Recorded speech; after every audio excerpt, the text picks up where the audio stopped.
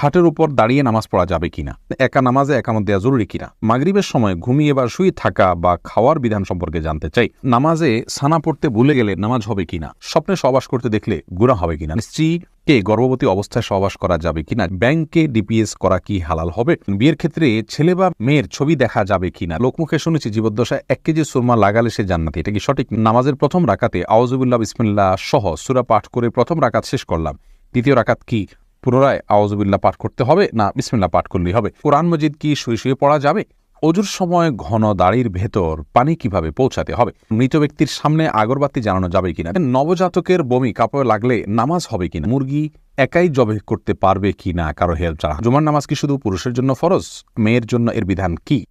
মহিমা মাহি আপনি জানতে চেয়েছেন নবজাতকের বমি কাপড়ে লাগলে নামাজ হবে কিনা। দেখুন, বমি নাপাক, সেটা নবজাতক হোক অথবা প্রাপ্তবয়স্ক কেউ হোক, সবার বমি নাপাক, যার কারণে এটি লাগলে নাপাক হয়ে যাবে।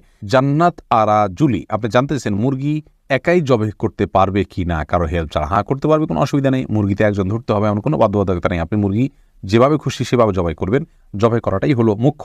বিসমিল্লাহ বলে জবাই করতে পারলে আপনি নিজে একাও করতে পারেন, কোনো অসুবিধা নেই। রাজীব হোসেন জানতেছেন জুমার নামাজ কি শুধু পুরুষের জন্য ফরজ, মেয়ের জন্য এর বিধান কি, অথচ হাদিসে নবী মুহাম্মদ সাল্লাল্লাহু আলাইহি ওয়াসাল্লাম বলেন আমি যেভাবে নামাজ পড়ি তোমরা সেভাবে নামাজ পড়ো। ভাই রাজীব হোসেন, রাসূল আকরাম সাল্লাল্লাহু আলাইহি ওয়াসাল্লাম মেয়েদেরকে বাসায় নামাজ পড়তে বলেছেন, আর বাসায় তো আর জুমা পড়া যায় না, এই জন্য মেয়েদের জন্য জুমা পড়া আবশ্যক নয়, এটি হলো বিশুদ্ধ মত। তবে হ্যাঁ, কেউ জুমা হাজির হয়ে যদি পর্দার সাথে পড়তে পারেন সেটি জায়েজ আছে, কিন্তু তাদের জন্য জুমা আবশ্যক নয়। নুসরাত জাহান ইমু আপনি জানতে চেয়েছেন মৃত ব্যক্তির সামনে আগরবাতি জ্বালানো যাবে কিনা। দেখুন, আগরবাতি মূলত জ্বালানোর নির্দেশ হলো সুঘ্রাণের জন্য, অতএব মৃত ব্যক্তিকে রেখেছেন, তার দেহ থেকে কোনো দুর্গন্ধ আসতে পারে, সেই জায়গা থেকে আপনি সুঘ্রাণ যুক্ত কোনো কিছু ব্যবহার করতেই পারেন, আগরবাতি জ্বালাতেই পারেন। এছাড়া মসজিদে আগরবাতি জ্বালানোর কথা মুরাদুল্লাহ তাআলা বলেছেন, ইমানদারের বাসা বাড়িতে আগরবাতি অথবা ধূপের আপনার ধোঁয়া এটা প্রজ্বলন করা হবে সুঘ্রাণের জন্য, এটি ভালো, এটি খারাপ কোনো কাজ নয়, তবে মৃত ব্যক্তির জন্য করতেই হবে এমন কোনো বিষয় নয়। এমনি নাসিমউদ্দিন আপনি জানতে চেয়েছেন অজুর সময় ঘন দাড়ির ভেতর পানি কিভাবে পৌঁছাতে হবে। দেখুন, পানি এভাবে কোষ করে ধরে আপনি যেভাবে ভিজিয়ে রাখেন তাহলে সেক্ষেত্রে যত ঘন দাড়ি হোক না কেন গোড়ায় চলে যাবে। এরপরে ফারিয়া ইসলাম জানতে চেয়েছেন কোরআন মজিদ কি শুয়ে শুয়ে পড়া যাবে।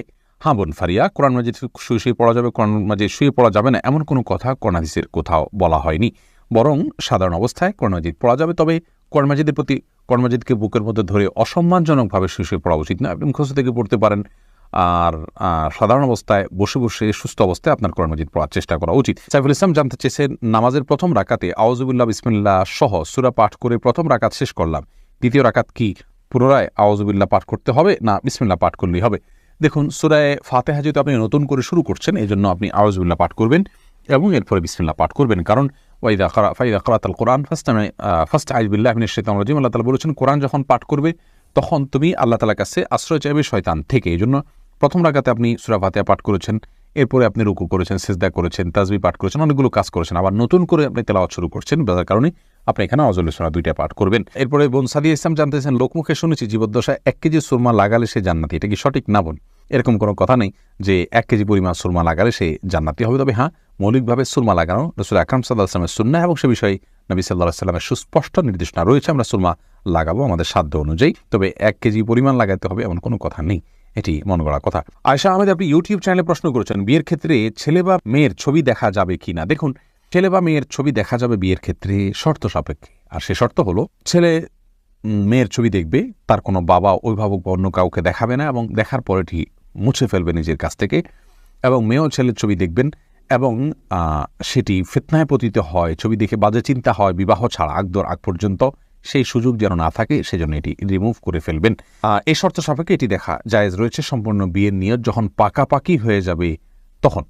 আর আজকাল যেমন হয়, আল্লাহ মাফ করুক, তথাকথিত অবৈধ প্রেমের ক্ষেত্রে অনেকে বলে যে আমার বিয়ের নিয়ত আছে সেজন্য আমি দেখছি, আপনি দেখেই যাবেন, এ অধিকার আপনাকে দেওয়া হয়নি, আপনি এক নজর দেখতে পারেন শুধুমাত্র জানার জন্য, বাস এটুকু, এরপরে আপনি সেটার কন্টিনিউ করতে পারবেন না।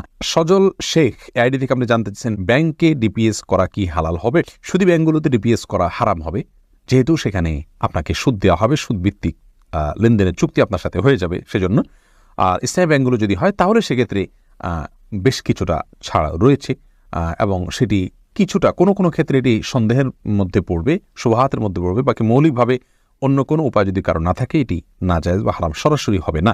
তবে অ্যাভয়েড করতে পারলে সেটাও ভালো, যেহেতু সংশয় বা সন্দেহ সেখানেও রয়েছে। শাহাদাত হোসেন সবুজ, আপনি জানতে চেয়েছেন স্ত্রীকে গর্ভবতী অবস্থায় সহবাস করা যাবে কিনা। স্ত্রী গর্ভবতী থাকলে সে অবস্থায় সহবাস করাতে কোনো নিষেধাজ্ঞা নেই। এমডি সোহাগ খান জানতে চেয়েছেন একা নামাজে একামত দেওয়া জরুরি কিনা। জি ভাই, একা নামাজ পড়লেও আপনি যখন একাকী ফরজ নামাজ আদায় করবেন, একামত দিয়ে নামাজ পড়বেন, এ উদ্দেশ্যে কেউ চাইলে আপনার সঙ্গে এসে যোগ দিতে পারে জামাতে। আমরা কিন্তু এটা অনেকেই জানি না। কেউ যদি নামাজ শুরু করে দেন একা একা, তে যদি জোরে জোরে তাকবীর বলেন ইমামতের নিয়তে, পরবর্তীতে কেউ এসে তাকে টাচ করে তার পাশে দাঁড়িয়ে জামাতে শামিল হয়ে যেতে পারে, যে কোনো পর্যায়ে, যে কোনো মাঝামাঝি পর্যায়ে এসেও শামিল হয়ে যেতে পারে। তাহলে সেক্ষেত্রে তারা উভয় জামাতে সালাত আদায় করার সওয়াব পেয়ে গেলেন। সুজন মুখতার, আপনি জানতে চেয়েছেন ইউটিউব চ্যানেলে স্বপ্নে সহবাস করতে দেখলে গুনাহ হবে কিনা। না, এর কারণে কোনো গুনাহ হবে না, কারণ এটি বান্দার ইচ্ছার দিন কোনো বিষয় না, বান্দার ইচ্ছাধীন বিষয় নয়, এমন বিষয়ের জন্য আল্লাহ তাআলা বান্দাকে পাকড়াও করবেন না।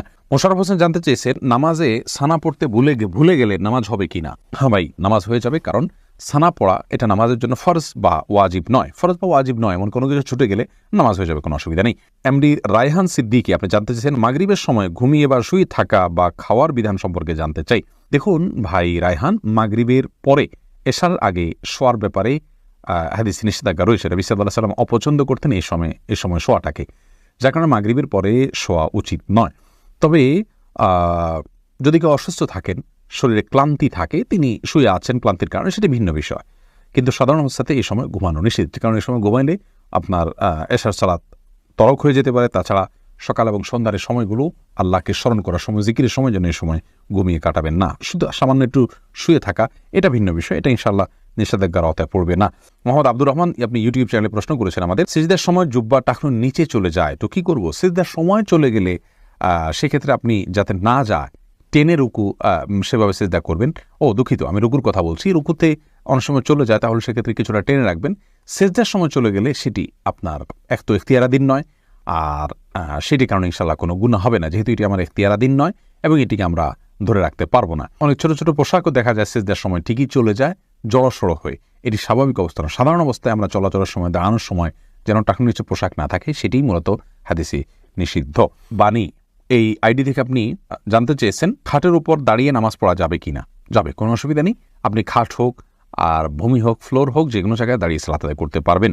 আপনি স্বাভাবিকভাবে যদি সালাত আদায় করতে অসুবিধা না হয়, তাহলে সেক্ষেত্রে কোনো অসুবিধা নেই। হ্যাঁ, কোনো খাটের উপরে দেখা যায় যে ম্যাট্রেস বা ফোম থাকার কারণে অনেক দূর ডেবে যায়, যার কারণে রুকু সিজদায় তিনি ব্যালেন্স রাখতে পারেন না এবং সুন্দরভাবে সালাত আদায় করতে পারেন না, সিজদা সঠিকভাবে করতে পারেন না। এরকম যদি হয় তাহলে সেক্ষেত্রে তার জন্য খাটে দাঁড়িয়ে সালাত আদায় করা উচিত হবে না। এটা কমপক্ষে মাকরুহ হবে, অপছন্দনীয় হবে, তবে সালাত হয়ে যাবে।